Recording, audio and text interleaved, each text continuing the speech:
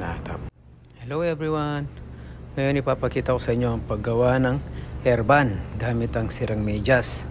Ito siya, may butas pero re-recycle ko siya. Gagawin ko siya parang donut para gamitin ko sa buhok. Pagkatapos ko nagluto ng congee, yan. Buhok naman kailangan ayusin ko. Halos everyday inaayusin ko siya ng buhok bago pumasok sa school. Suklay muna, tapos higpitan ng air tie. Yun, higpitan lang yung buhok para maging malinis bago ilagay yung ginawa kong ban na medyas. Yan siya, oh. Tapos ilagay ko na yung donut. Yun na, tapos ayusin lang at tapos lagyan uli ng air tie yun. Tapos i-braid lang, i-braid ko na paikot.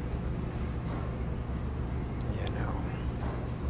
Tapos pagkatapos na braid yung pinakadulo, talihan lang natin ng air tie na maigpit. Huwag na natin gamitin ng clip at i-secure lang ng maigi para matibay.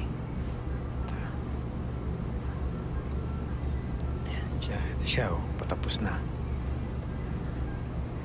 Yun, nalagyan na ng air tie para at yun yung ipapaikot natin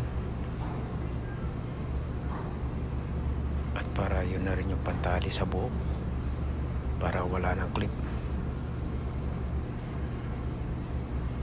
Ayun na, basta lagyan lang ng mga air tie tapos suklayan at ayudinis para makitang malinis siya. Yan, oh.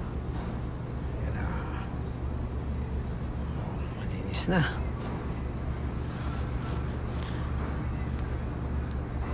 Please subscribe to watch for more and thank you. Ayan na ang finish niya, ang linis niya, oh. Thank you very much guys.